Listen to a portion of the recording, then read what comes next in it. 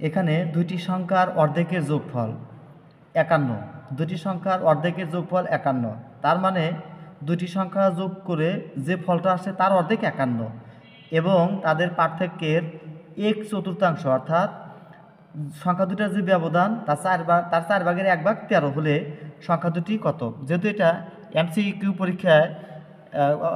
পরীক্ষাটা গুরুত্বপূর্ণ, তাই আমরা অপশন যেগুলো আছে সেগুলো দিয়ে আমরা বোঝার চেষ্টা করব।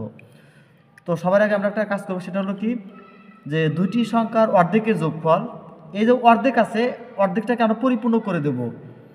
তা আমরা লিখতে পারি দুইটি সংখ্যার যোগফল পূর্ণ সংখ্যায়, যেহেতু অর্ধেক যদি 51 হয় তার ডাবল কত আসবে 102, অর্থাৎ ওই দুইটা সংখ্যা যোগ করলে আসবে 102। এরপর আমরা দেখব যে অপশন আছে সেই অপশন থেকে দুইটা সংখ্যা যোগ করলে 102 পাওয়া যায় কোন অপশন থেকে।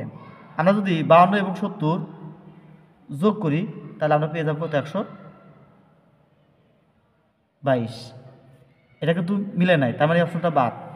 25 এবং 77 যদি আমরা এই দুইটা সংখ্যা যোগ করি তাহলে আমরা পেয়ে যাবো কত 102, তার মানে এটা মিলে গেছে। অর্থাৎ 25 এবং 77 এই দুইটা সংখ্যা যোগ করলে আসে 102, আর 102কে অর্ধেক করলে আসে কত 51।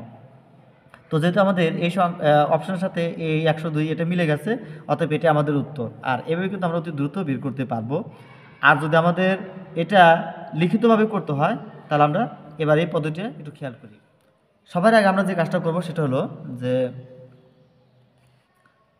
যে দুটি সংখ্যা বলছে সংখ্যা দুটার যোগফল পূর্ণ সংখ্যায়, এখানে যে খণ্ড করে দেওয়া আছে বা ভেঙে দেওয়া আছে আমরা পরিপূর্ণ সংখ্যায় বের করব।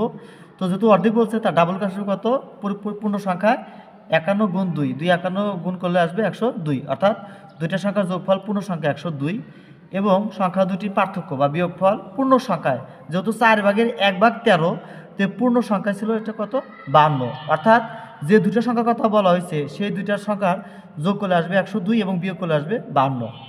আমরা কী করব, যখন দুইটা সংখ্যার যোগফল এবং পার্থক্য পূর্ণ সংখ্যায় পেয়ে যাব তখন ওই সংখ্যা দুটোর ভিতরে বড় সংখ্যা বের করার সূত্র হলো দুইটা সংখ্যা যোগ করে দেবো, যোগ করে দুইটা ভাগ করে দেবো। 102 আর 52 যোগ করলে আসে 154, 154কে 2 ভাগ করলে আসবে 77, এটা হলো বড় সংখ্যা।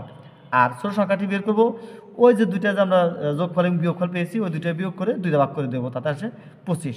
তো এটা আমরা লিখিতভাবে কাজে লাগাবো। তো এই ছিল মোটামুটিভাবে অঙ্ক দুটার কৌশল। আজকের মতো এখানেই বিদায় নিচ্ছি। সেই সাথে এই অনুরোধ থাকবে, যারা আমাদের চ্যানেলে নতুন এসেছেন অবশ্যই চ্যানেলটাকে সাবস্ক্রাইব করে রাখবেন। ধন্যবাদ সবাইকে।